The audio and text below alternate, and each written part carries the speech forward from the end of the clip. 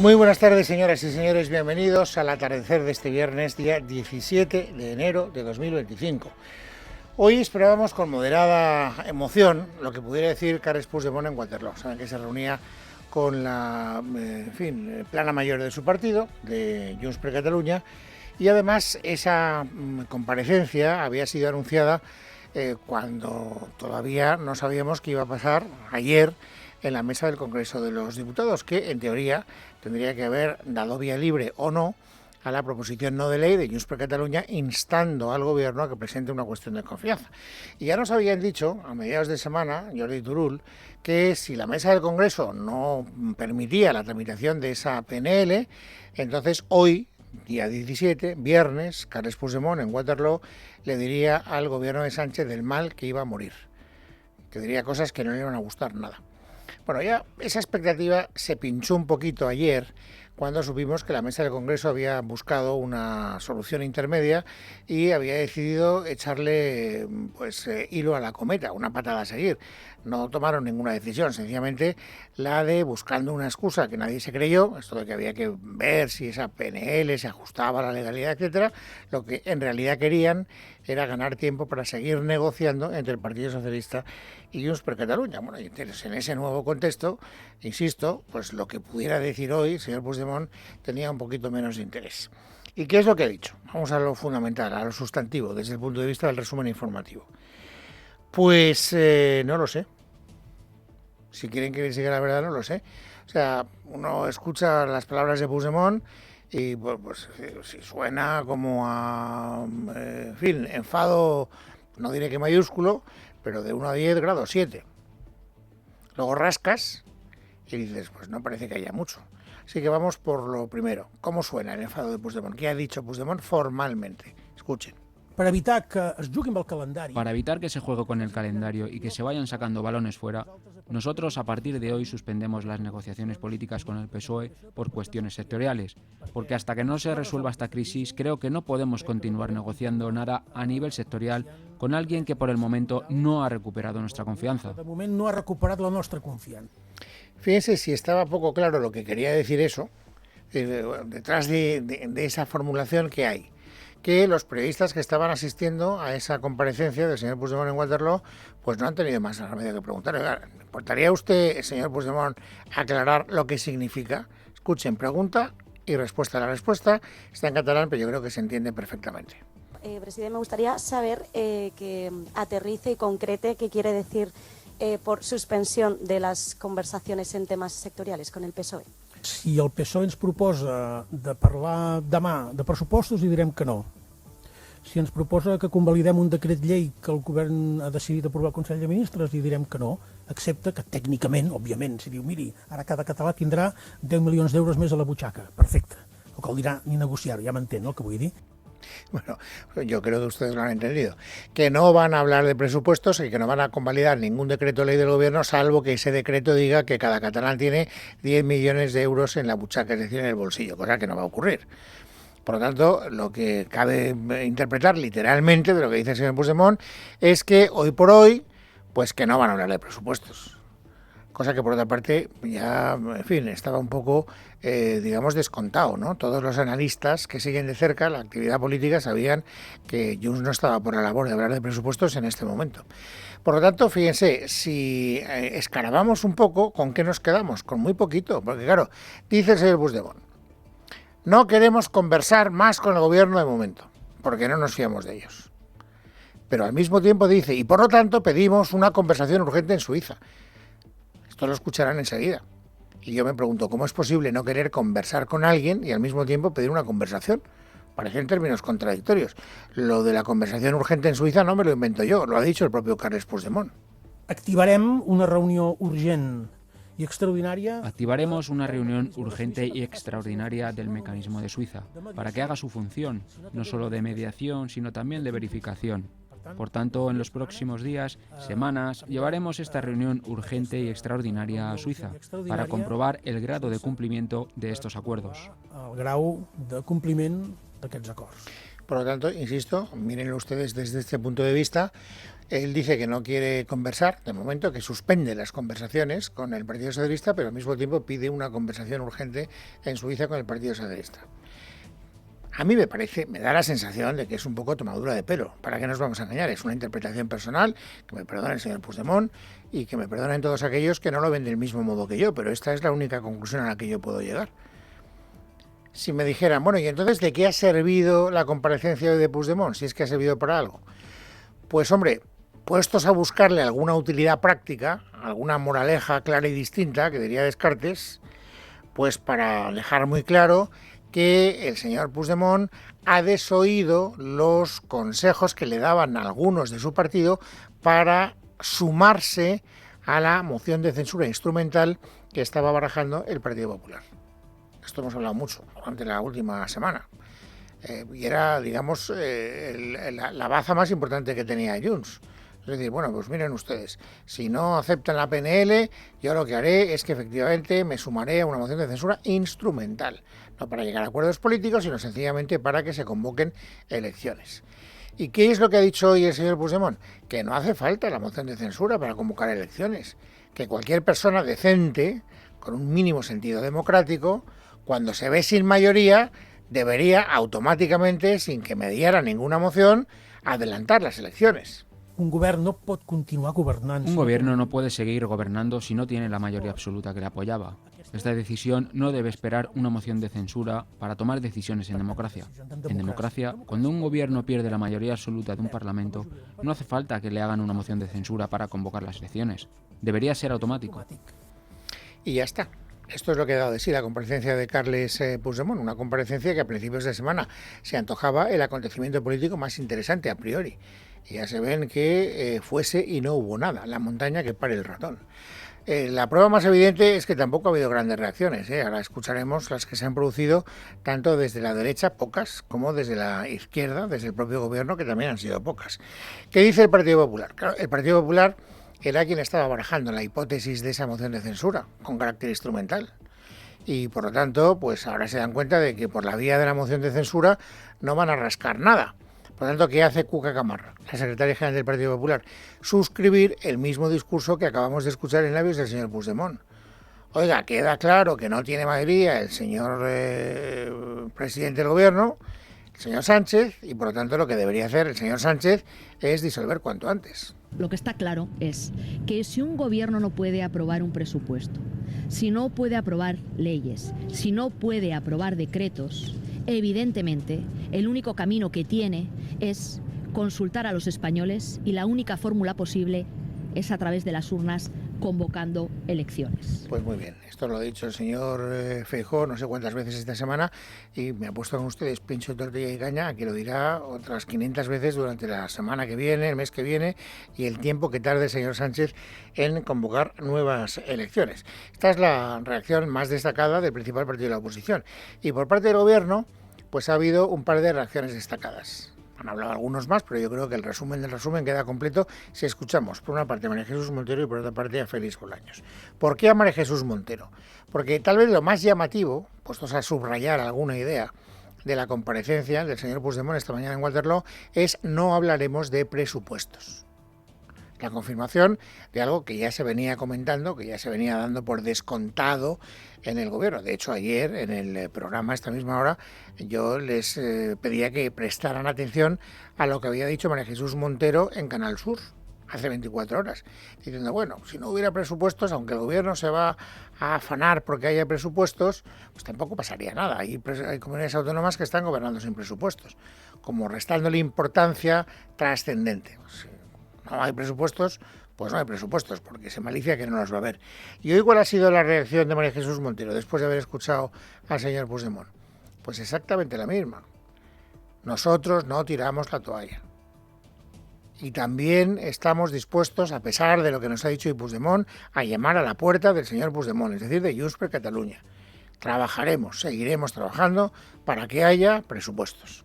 El Ministerio de Hacienda va a seguir trabajando con el resto de grupos y cuando se den las condiciones adecuadas con esta formación política para posibilitar que España cuente con unas nuevas cuentas públicas. Respetamos la posición de Junts, como no puede ser de otra manera y como es lógico en democracia, pero también quiero transmitir nuestra voluntad decidida de seguir apostando por el acuerdo. Bueno, esto es lo que dice María Jesús Montero. Y luego ha hablado Bolaños. No se escucha muy bien a Bolaños. Se le escucha con una especie de reverberación, de ampulosidad.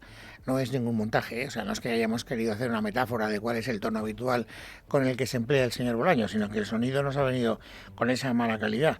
¿Y qué dice Bolaños? Tampoco nada nuevo. Que tampoco tiene razón, en su opinión, Junts per Catalunya y por lo tanto el señor Puigdemont en pedir una cuestión de confianza, porque la confianza se gana cumpliendo los pactos. Y él sostiene que el gobierno ha cumplido o está en trámite de cumplir todos los pactos suscritos con Junts per Catalunya. Cuando llegamos a acuerdos con fuerzas políticas diferentes a la nuestra, cumplimos esos acuerdos. Y en concreto, en relación con Junts, algunos de los acuerdos que hemos firmado con Junts ya están en el Boletín Oficial del Estado, otros están en vías de materializarse y otros están en negociación. Pero el gobierno cumple los acuerdos y lo hace siempre. He perdido la cuenta, pero también esta idea se le ha oído al señor Bolaños y a otros miembros del gobierno no menos de una docena de veces durante los últimos 5 días laborables, es decir, desde en lo que llevamos de semana. Bueno, y el señor Bolaños también ha hablado de otra cuestión que también nos ha acompañado informativamente durante los últimos días y me temo que seguirá acompañándonos durante los siguientes, que es la investigación abierta contra el fiscal general del Estado. Ya les hemos contado en esta casa y en todos los medios de comunicación que la declaración que ayer prestó la fiscal superior de Madrid, Almudena Lastra, pues era terrible para los intereses del fiscal general del Estado, y así lo valoran todos los expertos jurídicos independientes con los que yo he podido hablar o a los que he podido leer, sin ningún tipo de excepción. Se trataba de saber si el gobierno, después de haber escuchado o de haber sabido, tener conocimiento del testimonio ayer de Almudena Lastra, si modificaba la defensa cerrada del señor fiscal general del Estado, el señor García Ortiz, o si cambiaba un poco la cantinela, pero de aquí que no, que hoy Bolaños sigue insistiendo en lo mismo, en lo del dedo y la luna. Oiga, que aquí lo importante no es si delinquió o no delinquió el fiscal general del Estado, aquí lo importante es que el fiscal general del Estado intentó que prevaleciera la verdad, pinchar un bulo, el bulo del novio de Isabel Díaz Ayuso. Vayamos a lo esencial. ¿De qué estamos hablando? ¿De dónde nace todo? Todo nace de un ciudadano ejemplar, pareja de la señora Ayuso, que, según su abogado, comete 2 delitos fiscales y desfalca 350.000 euros. Ayer se le abre una nueva investigación judicial porque, al parecer, supuestamente, ha sobornado a un empresario con $500.000 de euros. No me digan que no es para felicitar a los que consiguen que hablemos del dedo y no de la luna. Aquí lo esencial es que unos se enriquecen, otras lo disfrutan y muchos lo tapan. No, señor ministro, eso no es lo esencial. Desde mi modesto punto de vista, si todavía es legítimo el derecho a discrepar, le diré que, en mi opinión y la de otras muchas personas de bien en este país, lo fundamental es saber si el fiscal general del Estado cometió o no cometió un delito, aunque fuera para conseguir eso que usted valora tanto, como es que prevaleciera la verdad, etcétera, etcétera. Esta es la cuestión fundamental, no sé cuántas veces lo he repetido en voz alta durante los últimos días. Y tengo que decir que algún miembro del gobierno se da cuenta de que ahí está el medio de la cuestión. No está donde dice el señor Bolaños y donde dicen los que han elaborado el argumentario del Partido Socialista, porque esta misma idea la han esgrimido otros muchos miembros del gobierno, incluido el señor Marlaska. Lo que pasa es que el señor Marlaska es juez. Y por lo tanto, pues sabe que al final la justicia se ha hecho una pregunta y cuando la justicia se hace una pregunta no tiene más remedio que responder a esa pregunta. Y la pregunta, lo decíamos ayer, es ¿cometió o no cometió un delito de revelación de secretos el fiscal general del Estado divulgando los correos electrónicos que se habían cruzado el abogado de González Amador, el novio de Ayuso, y el fiscal de delitos económicos? Esa es la pregunta.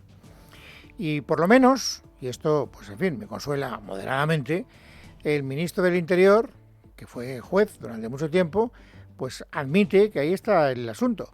Es verdad que da una respuesta particular, que enmienda las hipótesis que parece que están barajando hasta ahora los jueces.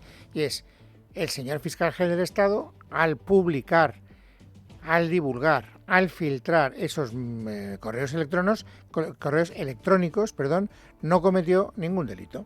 Lo único que dice es que ese acuerdo no fue instado por la Fiscalía, sino que ese acuerdo fue instado por la defensa de la pareja de la señora Ayuso. ¿Qué hay de revelación de secreto? ¿Y no le parece a usted, señor Marlaska, que esa es la respuesta a la que tiene que llegar el juez instructor? Y en su caso, si luego hubiera apertura de juicio oral, el juez correspondiente. ¿A usted le gustaría, siendo juez, que ya prejuzgaran cuál es el resultado de la investigación que usted tiene abierta? Esta es la cuestión que me parece que al señor Marlaska le debería hacer reconsiderar un poco sus posicionamientos públicos. Bueno, dicho lo cual, hoy hemos conocido una encuesta del CIS. Saben ustedes que esto en sí mismo no tiene un gran valor informativo, porque el CIS, por principio, siempre dice, aunque luego la realidad le suele corregir, que el Partido Socialista va primero en cabeza. Y esto sigue siendo una constante. El Partido Socialista es, según el CIS, según Tezanos, el partido que tiene más intención de voto en este momento. Pero lo interesante no es eso, que no es noticia, porque esta es, insisto, una constante en la quiniela, es que el propio CIS reconoce que la tendencia no es buena para el PSOE. ¿Por qué? Porque el PSOE baja, el Partido Popular sube y, por lo tanto, la diferencia entre los dos se reduce sustancialmente. Noelia Bautista. José Félix Tezanos se resiste a pasar factura al gobierno de Pedro Sánchez, con el que parece que no hay polémica que pueda, tampoco las judiciales, por supuestos casos de corrupción que le rodean a él, a su entorno y al Partido Socialista. Así lo revela el último CIS, según el cual el PSOE ganaría si hoy acudiéramos a las urnas y lo haría con más del 30% de la estimación de voto, concretamente el 31,8%, aunque lo cierto es que el PSOE sigue reduciendo de forma notable su diferencia con el Partido Popular. Ha pasado de tener 3,8 puntos de ventaja en el mes de diciembre a casi la mitad, un 2,1% este mes, y es que los de Feijóo han mejorado 1,3 puntos en estimación de voto hasta el 29,7%. En tercera posición se consolida Vox, que suma 2 décimas más hasta el 12,4%, mientras Sumar sigue en caída libre. Recortan los de Yolanda Díaz medio punto más en un mes y su estimación de voto retrocede así hasta el 6,5%. Votos perdidos que, por cierto, no ha recogido Podemos, porque según Tezanos la formación morada cae este mes 2 décimas más hasta el 3,9% en estimación de voto. Entre el resto de socios, Esquerra mejora ligeramente, como también lo hacen Junts, el PNV y Bildu. Al margen de la estimación de voto, Luis, revela este CIS también que por segundo mes consecutivo los encuestados coinciden en señalar que la vivienda es lo que más preocupa a los españoles. Ojo, porque ha sido mencionado por el 28,3% de los encuestados, lo que supone 6 puntos más con respecto al mes de diciembre. Destacar también que no registraba este nivel de preocupación desde el estallido de la burbuja inmobiliaria en 2008. Y hay una tercera polémica, un tercer frente informativo que también hoy ha dado bastante de sí. Saben ustedes que el presidente de la Comunidad Valenciana, Carlos Mazón, ayer utilizó una comparación, una analogía que ha servido para que el Partido Socialista cargue duramente contra él. Él equiparó las ayudas del gobierno, no la cantidad, sino el hecho de que el gobierno de España, el gobierno de Sánchez, hubiera destinado ayudas a la situación en Gaza, a las víctimas de la guerra en la Franja de Gaza, y no hubiera dedicado dinero a los damnificados por la DANA. Esto, insisto, pues ha levantado una tormenta política de grado intermedio tirando a mayor. Bueno, hoy Carlos Mazón, a pesar del ruido, se ratifica en estos términos. Dije ayer que me alegro mucho por la gente de Gaza que va a recibir esa ayuda del gobierno. Y no deja de ser verdad que ese mismo gobierno, en plena emergencia y en plena reconstrucción, nos va a dar 0 euros para nuestros colegios, 0 euros para nuestros hospitales, 0 euros para nuestros centros de salud, y me mantengo en lo que he dicho. Bien, ¿y el Partido Popular, que es su partido, le apoya? En la idea de que no están recibiendo a las víctimas de la DANA dinero, sí, le apoya. Yo creo que de manera bastante inequívoca. Por lo menos eso deduzco yo de las declaraciones hoy de Cuca Gamarra. ¿Dónde están las ayudas que no llegan a los valencianos? ¿Dónde están? Los valencianos necesitan que les lleguen las ayudas y no les llegan. A los valencianos se les comprometieron ayudas que el gobierno de España no está solicitando. Por lo tanto, en lo de las ayudas sí que parece que hay apoyo. Ahora, en lo de la comparación con Gaza, ¿le apoya? Saquen ustedes su propia conclusión.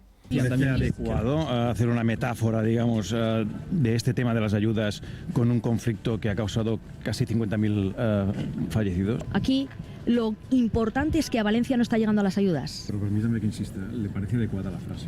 Ya le he contestado. Creo que lo importante es Valencia y los valencianos. ¿Dónde están las ayudas? ¿Y el posterior tuit que hizo el Partido Popular? Creo que ya he contestado. ¿Dónde están las ayudas? ¿De acuerdo? Y hasta ahí ha podido leer la señora Gamarra. Por tanto, insisto, saquen ustedes sus propias conclusiones. Desde luego, el Partido Socialista se está cebando con el señor Mazón, naturalmente. Y hoy Diana Morán, que es la persona elegida por Sánchez para convertirse en la gran archipámpano del socialismo valenciano, pues ha seguido cargando. Y ha dado algunas cifras que no dejan de sorprender.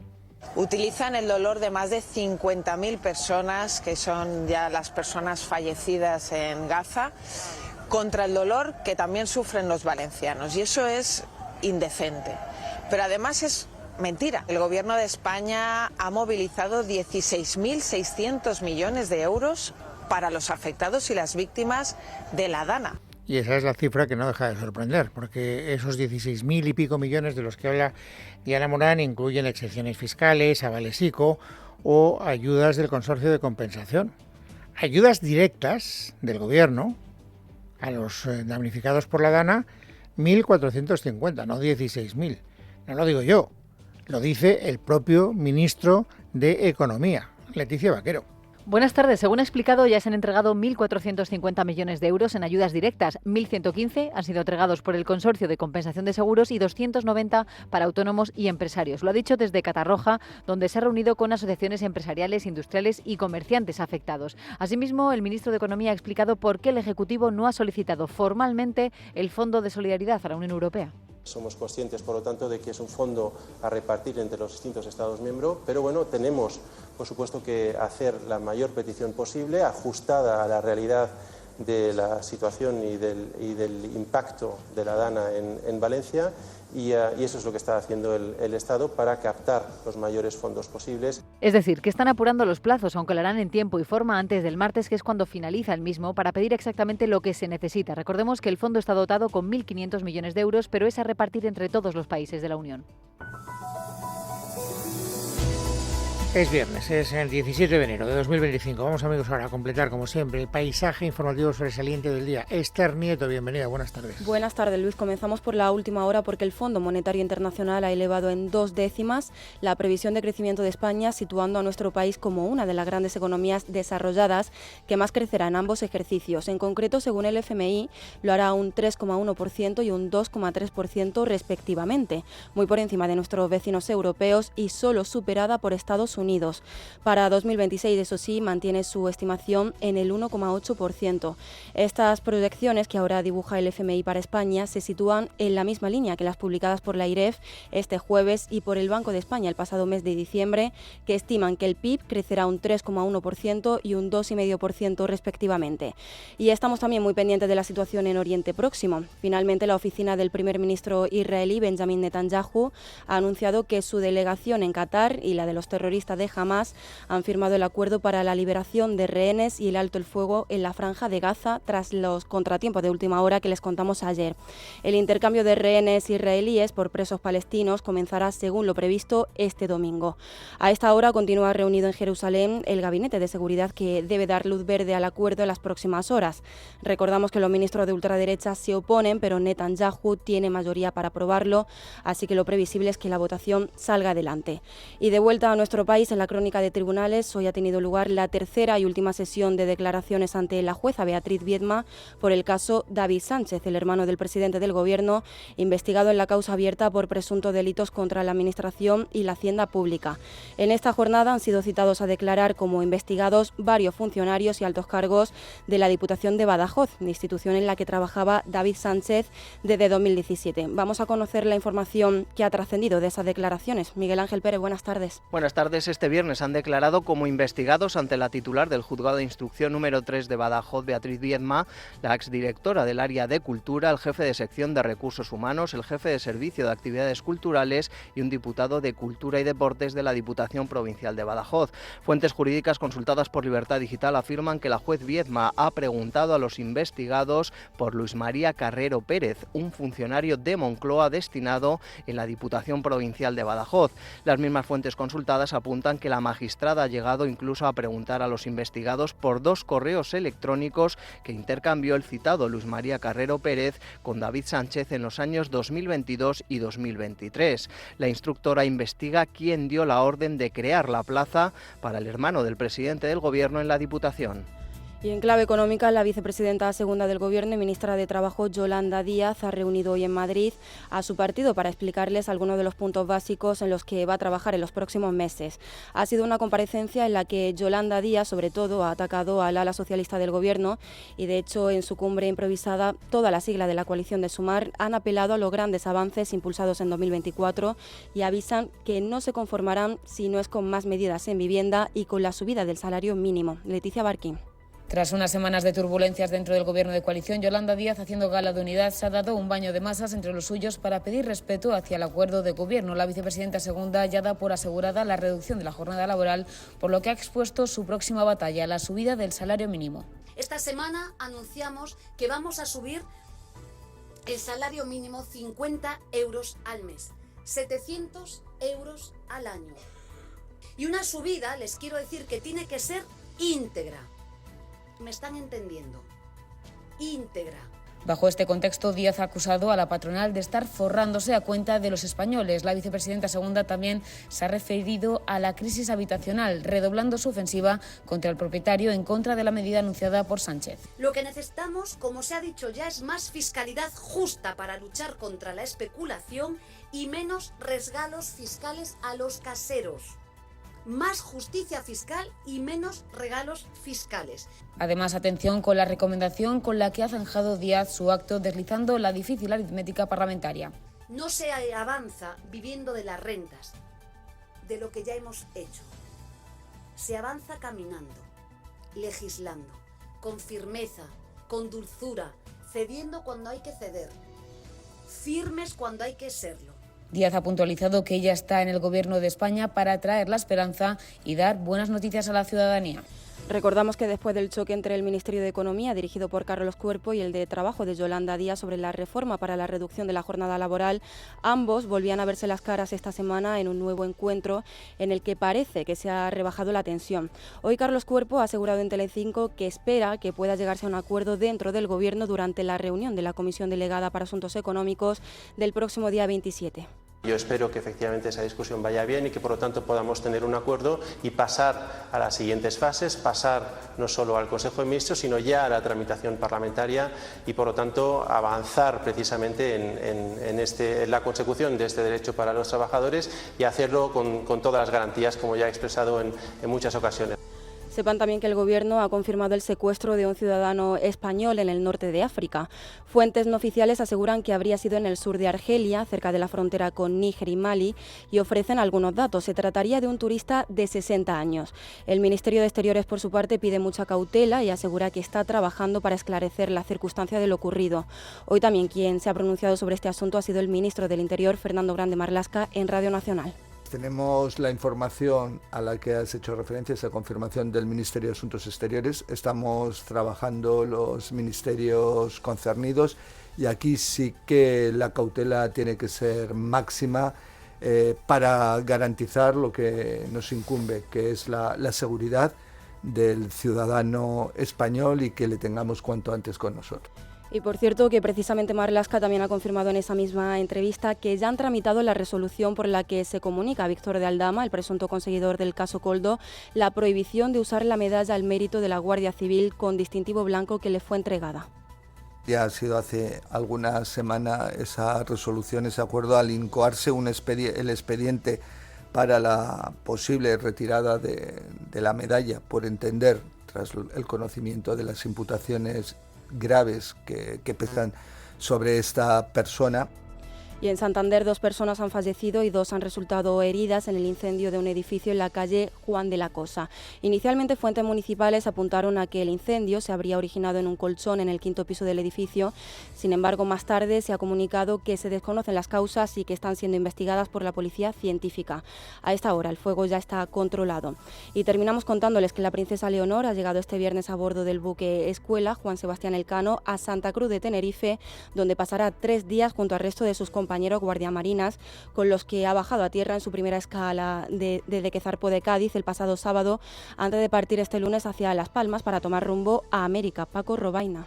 La embarcación, que partirá el lunes hacia Las Palmas de Gran Canaria, antes de surcar el océano rumbo al continente americano, se encuentra en aguas tinerfeñas desde ayer jueves, aunque no ha sido hasta hoy cuando la princesa de Asturias ha desembarcado para realizar las actividades previstas, las mismas que el resto de sus compañeros. Se trata de un viaje habitual de formación del buque Escuela que Tenerife está acostumbrada a recibir, aunque el hecho de que en esta ocasión una de sus guardamarinas sea la futura reina de España lo rodea de un halo distinto al que tendría una escala normal dentro de la agenda habitual del Sebastián Elcano. En casa de Herrero, Es Radio.